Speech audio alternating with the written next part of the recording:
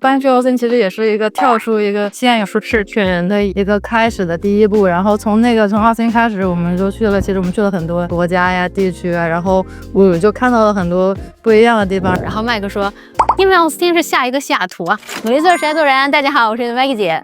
那今天的视频呢非常不一样哈，今天我是请到了呢我们以前的老邻居，也是我的客户 Ivy 呢也是几年前从西雅图搬到奥斯汀。其实我上个月去奥斯汀的时候就想跟他在奥斯汀拍一个视频，但是呢就错过了。那这次 Ivy 正好来西雅图出差，然后我们就说呢坐在一起给大家聊一聊哈，看看 Ivy 搬到奥斯汀以后都经历了一些什么，然后呢西雅图和奥斯汀的区别。OK，Ivy， 要不你先自我介绍一下？大家好，我是 Ivy， 非常高兴今天来到 Maggie 姐的工作室。然后以前 Maggie 姐就是又帮我们买了房子，又帮我们卖了房子，然后还是一个非常好的邻居，所以这次回来见到 Maggie 姐真的非常开心。我也是非常想念你们，就是你们搬走了以后，我们还经常怀念一下。好屌啊！对呀，好想念我。对呀，还经常收到你们的明信片。然后你现在是有3个孩子，对啊。他们搬走的时候只有1个孩子，所以说这是要 quickly update 一下你的生活。OK， 所以说你当时是什么时候搬到奥斯汀？我们大概是21年的11月份的时候搬到奥斯汀。OK， 我当时特别惊讶，就是他们就说，哎，那个 Maggie， 我们要卖房。我说为啥呀？因为你们其实也没几年哈，在这我们3年，2020年的时候，买的，对，大概3年了，对，就3年，然后就要搬。然后我当时我记得特别清楚，就是 Ivy 老公 Mike 就跟我说，我就说你们为什么要搬到奥斯汀？然后 Mike 说，因为奥斯汀是下一个西雅图啊。是吗？他是这么说的，他就是这么说的，我记得可清楚了。对，那所以你当时为什么要搬？我们当时其实有点优偶吧，就是我们俩各自都是毕业以后就来了西雅图，然后在这边都住了大概7、8年了。那个时候正好是疫情在家，然后我们就有点就是开始计划下一步的人生这种感觉吧，就觉得在西雅图可以一步看到老，就虽然就住腻歪了 ，everything is perfect， 没有腻歪，但是就是说感觉可以预见性太强了。我们当时就很想就也去多 explore 一下不同的国家、不同的地区生活方式，就是有好几个因素综合在一起吧，就是这是一方面，然后另外一方面也是，就如果我们要花很多时间 travel， 我们不在家里待着，我们这个房子空在这边摆着，就是何必呢？我们搬到那个德州去，花1半的钱也可以那个拥有一个房子，然后有一个在美国的基地这个样子，然后我们就可以更自由，就是没有拘束的去探索。那当时为什么会选德州，没有选别的地方？当时其实我们就是在几个没有收入税的州里面选，就是这非常简单，就是得力的候选者就是德州和佛州。然后佛州其实我们现在也很喜欢，我们现在一直也在想，我们要不要下一步就搬到佛州，因为小孩就是大了一些了嘛，然后觉得 Orlando 啊那些公园呀，就是非常适合小朋友。然后在德州，我觉得有一个缺点吧，就是夏天太热，然后你还做的事情比较有限。OK， 其实佛州也很热，但是就是至少它那些公园什么的会多一点点。就主题公园，我觉得适合不同阶段的，就是家庭和生活。对。所以你就选了奥斯汀。可能我去过1次吧，麦克没有去过，然后我们就去了奥斯汀，去了1周，看了几个房子，然后回来以后就开始琢磨这个事儿，就觉得也可以搬呀，就是没有什么不可以，就是我们还年轻，然后我们的人生刚刚开始，也就是大不了我们就是西雅图那个时候其实房价已经挺crazy了，然后你们20年买这套房是120，然后卖的时候170，其实就2、3年就涨，其实这是涨得很可观的，完全没有预想到会长成这个样子。然后当然我们当时来买这个房子的时候，我们是做好就在这待个10年20年，然后就是孩子都生在这儿，然后他们每人就是男孩1间房女孩1间房，然后没有想到就是屋子还没暖热呢，我们就走了。所以说你们后来去奥斯汀买的是什么房呢？可以透露一下。我们在奥斯汀其实买了一个就是这边大概2/3大小的一个房子，因为我们就2500尺，2200、2300那个样子，然后是一个单层的，就是一个大平层，然后后院比较小，有一个 hot tub，就是没有游泳池吗？没有，就是我们小区有游泳池，因为我们就是刻意没有需要有游泳池的房子，因为我们觉得我们没有办法去维护好一个泳池，然后我们就觉得hot tub 好像比较好维护，我们可以的。后来事实证明也并没有那么好维护，就是还是需要花一些精力料，其实就闲置了。但是我最近想要去把它重新这个 revive 起来。所以你花多少钱买一套房？我们当时花了，其实在一个相对高点吧，我们花将近60万，然后就是 beat up 了一点点，因为那个时候因为正在疫情中，就很多人都是从加州、西雅图往德州、佛州在搬，然后所以德州那个时候房子抢的也挺厉害的。我们当时专门去了1周，就是想买房，看了2-3个房没有买到，就是有一个我们差点买到了，然后后来有一点小问题，就是有点不放心，我们就退掉了。然后这个房子是后来回西雅图之后，就是 remote 的看房，然后去买的。OK， 这样当时是不是觉得也很便宜了？虽然说还 bid 了一下。对，当时觉得也很便宜。就当时我是什么心态？就是我们在去买那个房之前，就是之前我和麦克各自有一个小房子，然后他把他在巴勒的一个 studio 卖给了一个从纽约搬过来的单身女性吧。然后他当时就是把这个房子 bid 到了很高。我们当时就想说，纽约人来西雅图买房真的是就是闭着眼睛买。对，然后太便宜了。对，后来觉得我们去德州买房子也是一样的心态，就是哇，就是好便宜。也不是说那个奥斯汀所有的房子都那么便宜，就是它也有比较贵的区域，比方说你要是去那个 Westlake 那一块，就是奥斯汀的老前区，它就是70-80万是个打底吧，然后上百万也有。但是它真的是同样100万的房子，那个时候坐在山顶，然后什么 Valley View， 然后什么 Lake View， 然后 Patio everything， 同样的就可能这边的中产和那边的中产比起来，那边的房子就确实房价是这边的可能一半。差不多，我看了一下，现在中位价是56万奥斯汀，然后我们这儿是90万嘛，就是差不多三分之二。对，刚说是1/2，差不多，差不多。那现在就是你们觉得奥斯汀是那种所有的房都很大，部分房都很大吗？因为我们就听说德州就是 the bigger the better， 对吧？其实 not necessarily 吧，就是我觉得还是根据你的诉求，对吧？你想要一个多大的房子，你就会去看多大的房子。对于一般家庭来说，他们住的房子也都是差不多。可能你在西雅图只是会在 budget 上会稍微 squeeze 一点，就是我想要一个 4B， 但是我可能只有多少，我可能就凑合一下搞个 3B 或者什么的。那边可能就是我想要一个 4B， 我就可以找到一个比较满意的 4B。同样的 affordability 来说，那边可能会好一点。那房产税呢？我听说德州房产税是2%，而且是基于你的市场价。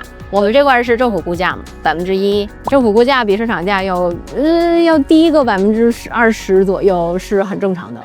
呀，对，但是你们那儿房价便宜，所以你可能也不觉得很痛苦啊。对，因为我们到那边一来我们是 downsize 的，然后二来它本来房价也便宜，所以就比方说你花1半的价钱去买个房子，虽然是2倍的房产税，但但实际上的花销。那 HOA 呢？就是我们在那边的 HOA 和在这儿的 HOA 是一样的，就是你们就是 single family 也是1年几百块钱。对吧？因为湖都是那差不多。对，然后但是会有游泳池啊。确实啊，他1年几百块钱就可以游泳池了。对，因为那边的 neighborhood 它都比较大，就是可能你进一个 neighborhood 它就会有200家人。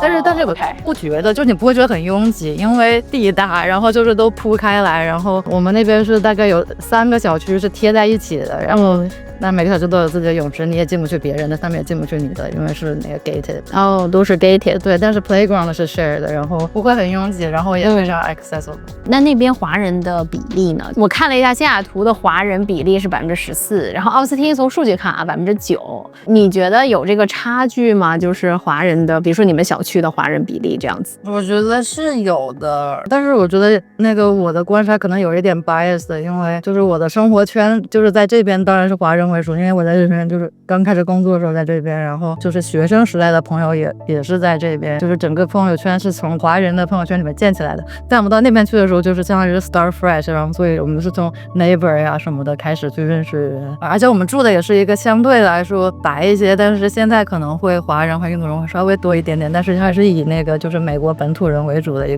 个社区，所以我们见到的华人其实是没有那么多，对，但是也是有的，就是老人都会一起搬过来，然后养老的，对，然后就帮忙带孩子这些，所以就是父母，我想说就是如果父母也来跟我来的话，他们也不会太孤单，这样就是还可以就是出门散散步呀，然后跟人唠唠嗑啊。对，那我们说说这个奥斯汀大概的就是花费还有收入，因为我看了一下，大概就是奥斯汀的收入水平啊，应该是没有西雅图是11万嘛中位数，然后奥斯汀是8万9，所以说你们到那边，你觉得在收入上你们有区别吗？如果你们换工作的话，可能没换工作可能没有区别。我没有换工作，所以没有太大的区别。OK， 没有感受到什么区别。那消费呢？就比如说这个通勤啊、邮费呀，然后再说，再说一下就。这个取决于公司，因为就是我的公司是它全美国都是统一那个薪资，但是有些公司有可能根据你在不同地区你的起薪会不一样，但是我觉得不会有太大的区别，就可能20%。OK， 我乱猜的啊，20%也不少。对，但是你就是房价是大头嘛，通常来说确实，房贷是一个家庭那个支出的大头，然后这一块直接就砍下来，咱们直接去生活方面。对，我们接下来谈那个叫什么花销，对，花销对，是我觉得是会更富裕一点的。OK， 但是你觉得就物价水平呢？差不多吗？物价，就看就是超市买菜这些的，我觉得差不多。然后你 Costco 什么那些就是连差不多。对，油价会便宜很多。现在这边油价多少？如果是高档一点的那个就92吧，是4块6 ，Costco 是4块6，那个标准标准是4块2、4块3。Costco 那里的话我来之前在德州，我记得那个标准的可能是反正不到3块，2块4。OK， 然后那个更一档的没有太出去，可能就3块或者不到3块，那个3块多一点点这个样子。对，所以油价就是一个比较大的那个不同。关键是我听说就是德州都得开车嘛，是不是没有什么太多的公交？都得开车啊，也没有，西雅图还是挺多公交啊，然后还有 Light Rail 啊，应该德州应该奥斯汀应该是没有这些，就是都得靠开车。有个学生就不一样，就是我听说 UT 的学生是可以坐他们的校车。有校车 ，OK。对，然后你如果坐在 downtown 那边的话，好像也可以，就是走着坐 bus 去。那奥斯汀堵车吗 ？Proper 奥斯汀 downtown 的话肯定是堵的，然后包括现在就是奥斯汀现在有几个大的区域吧，就是 downtown 是一块，然后那个 Domain 那一块是很多科技公司的办公室都在那边。然后还有就是北边一点是我住的地方叫做 Leander， 然后有旁边一个小地方叫做 Round Rock， 就是很多人住的地方。然后所以你从这两个地方去 Domain 或者回家，现在都还是挺堵的。那比起西雅图呢？比起西雅图我觉得好一些。我刚才就是我今天就是那个就是去上班嘛，然后下班以后到麦给姐家这边来，路上花了1个小时，差不多就是 SOU 过来。对 ，OK。然后我听说这个奥斯汀就是空调要一直开着吧，夏天就是不能停着吧。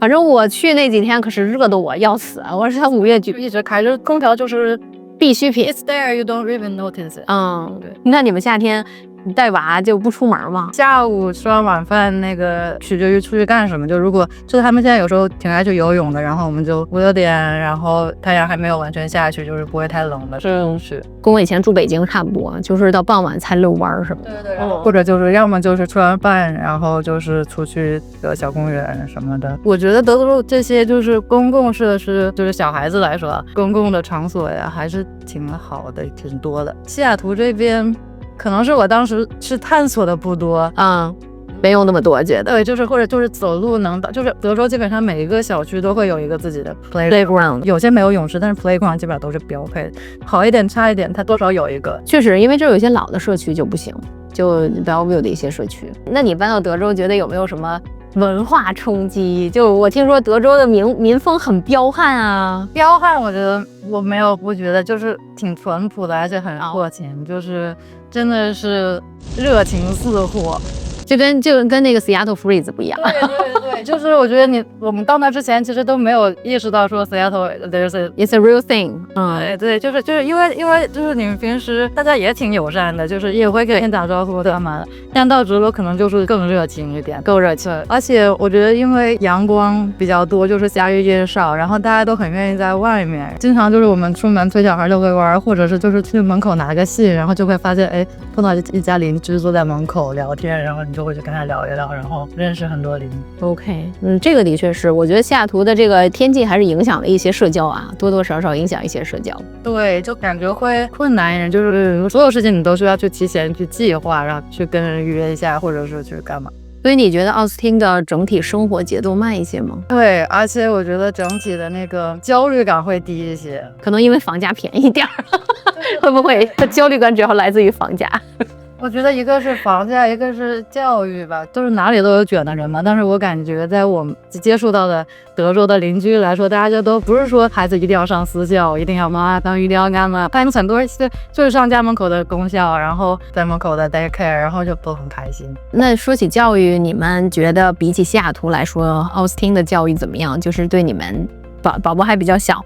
小学，还没到上小学的那个，还没到小学，但是就 preschool。对，我现在只能讲，就是从 daycare 这方面来讲，觉得价格上来讲就已经便宜很多了。哦，就那边 daycare 多少钱？那边的 daycare 可能就是800到1500这个范围吧，800到1500一个月。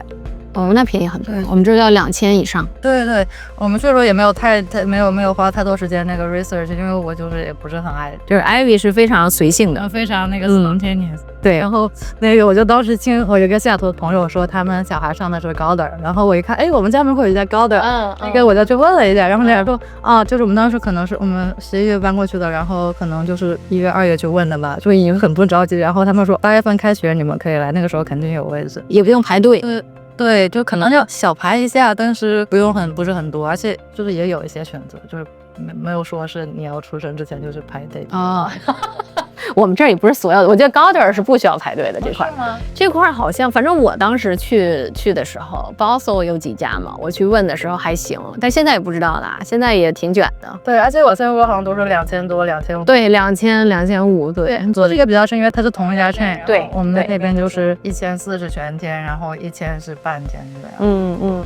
那不错。那你说了这么多，你有没有特别怀念西雅图的地方？你搬到奥斯汀以后，都很怀念 Maggie 姐，除了我以外，Maggie 姐的小狗，Maggie 姐的小朋友们，没有。然后就是我们还是很喜欢西雅图的，没有说是因为不喜欢才搬走，就是这个就是一定要说清楚。然后，而且我也觉得，你不要怕伤害观众们的心。没有的理想派就是夏天住在西雅图，其他时候住在 Me Too 现在。但等会儿奥斯汀的冬天不是很冷吗？不会，就是奥斯汀冬天大概就是西雅图的夏天这种温度。当时我们是11月份搬去的巴嘛，那个时候西雅图肯定已经就是绵绵5度10度，然后我们到那边是24、25度这种天气，然后每天穿着短袖，然后出门遛弯。但是我那年那个爆水管事件是在奥斯汀吗？对，是但那个是我们去的前一年，之后好像就没有了。之后好像有一次是下那个冻雨吧，门口树上都结了那种小冰花，很好看，也没有太大的影响。对，因为就是我们住的小区是相对新的，它是2014年建的一个小区，所以我听我们的邻居说，就是爆水管那一年，我们也没有停电清水。对，奥斯汀有一点是，就是德州非常大平原嘛，然后虽然奥斯汀的那个 downtown 的地方比较拥挤，但是往外其实还有很多地方可以盖房子，所以这几年那边一直有那个新的房子在盖出来，然后就包括现在就是也有很多的 new building， 所以就是房价就没有特别 crazy 的，就是现在有比较多的库存会更多。对，我是听说奥斯汀这2年降的也挺厉害的，就是因为前几年的其实泡沫还是有的吧。感觉还是有一些，所以你替麦克回答一下，那奥斯汀是不是下一个西雅图？对，麦克当时说这个话，就是我们是从那个中餐的这个角度说的，然后是吗？对，中餐这个角度确实在奥斯汀就能看见西雅图，就是7年前我们刚来的时候那个影子，因为就是有一点点中餐没有很多，然后慢慢的从温哥华呀、加州引进了，然后现在就已经爆炸。然后奥斯汀就是那个时候我们去的时候也是有几家，但是不多。然后这几年慢慢的奶茶店呀，就是中餐呀都开起来了，达拉斯开过来一家 ，Houston 开过来一家，就是有地方支援中原。所以说这个从餐饮业来说，奥斯汀是下一个西雅图，没问题。对，我觉得可能要稍微长一点点时间，但是在往这个方向发展。那你觉得从整个城市的发展呢？就是说科技行业，包括因为之前也说有很多公司要搬到。对，我觉得科技方面其实也是在往这个方向发展，但是不太可能会达到西雅图这样的高度，因为毕竟不在西海岸。可能它整个它州里来说，对公司也有一些这个政策会吸引很多公司过去，然后包括有些人才在那边也会吸引公司过去，所以确实是在往这个往上走了。所以你还是蛮看好奥斯汀，没有去想这个问题，但是你就觉得这个挺爽的。对，就是那你没有想回来过吗？搬回来有一天西雅图，有一天嘛，如果房价垮了，然后所以我真的今天的结论就是，主要的焦虑感都来自于房价。有点，对，我觉得是有，就是因为麦克我们都是大学毕业来这边工作，然后工作前几年嘛，你就认识很多朋友，确实，然后就他们都在这边，就是我们可以随时回来呀，然后我们可以回来爬山呀。很重要一点是我们都很喜欢滑雪，然后在西雅图很容易去滑雪嘛，然后有时候就没有。但是我们就想说，西雅图滑雪其实也挺就是 hardcore， 就是你在风雨交加中，然后就是裹得严严实实的。我就想说，我们完全可以去什么 Colorado 啊、Salt Lake City 啊，然后可以去什么日本呀之类的。确实，就是我们可以把我们从房子里拿出来这些钱去 travel， 然后去做很多事情。确实，我觉得你们是特别有就是叫什么挑战，对那种精神，对，就是艾薇和麦克是我认识的人里面特别 chill 的，真的特别 chill。然后你像我，就是我要是搬个家，我的天呐，我得这个 Excel sheet 先写一下啊，就是这个 pros and cons。对，但是你们好像就很容易做这些决定，我觉得很厉害。主要是因为当时有这么我们这几点想搬家的原因是。我们觉得它可以 outweigh all the cons， 所以我们就搬了。对，真的很不错。哎呦，我还有一个客户经常问我哈，就是因为好像是川普还是谁啊，就是这个改的新的法案，就是在某些州，包括德州，是中国公民不可以在那里买房，当然它有很多限制，就比如说你没有长期工作签证这些。然后呢，所以我现在有客户来咨询我，都会先问我 Maggie， 那个我是外国人，我可以买房吗？我第一个就是说啊，华州是没有问题的，对。所以你们知道那边对这个市场有没有什么影响啊，或者对那边的华人有什么影响？我觉得没有什么可以就是可见的影响，至少目前来说，因为然后这个法案其实好多年前就提过类似的事情了，然后当时也是挺多那个媒体啊什么都在报道啊，铺天盖地，对什么等于结束了，这个啦，对，其实就是大家很容易看个标题，然后就被这个东西误导，然后就觉得就是怎么这样，但是你都没有去仔细的看它的那些条款，它是限制人群，然后限制这个地理位置，是在某些政府的地上啊，或者是一些敏感的这个政治军事基地附近啊，才会有这样的限制。就是我希望大家以后看到这样的东西的话，自己去多一本 research。对，看一看它到底这个东西讲的是什么，你就至少是你转发之前你是做一下这个 research， 对吧？对，明白。所以对那边的华人整体的买房啊这些其实没有使用。对。另外一个最近挺有意思的事情是那个不是美国的关税那个事嘛，然后当时也挺多人就会担心建材什么都要涨价啦，那个会不会涨价呀？要不要赶快去抢个房啊？这个事情我咨询了我们家的麦克先生，然后。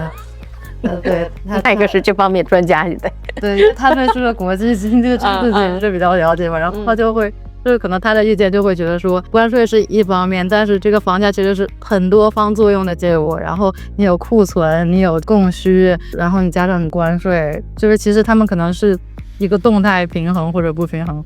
没有哪一项说是会有一个压倒性的绝对的。我同意，我觉得这个建材的这一块，而且现在也没有看到什么，它现在只是一些预期嘛，然后这个确实 Xbox 确实涨价了。是吗？我原来是在测工作 ICU 这个比较敏感。OK， 所以说就是你觉得作为一个华人码农或者是科技工作者哈，然后呢，你今天说想从西雅图搬出去，搬到奥斯汀，你觉得奥斯汀是一个非常适宜华人或者是这个科技工作者宜居的一个城市不？这个问题挺难回答的。我觉得这个其实看个人，看你的那个性格，看你的这个处事态度。那就你们来说，就我们来说，我们觉得是很好的，就是我们 we're always up for adventure。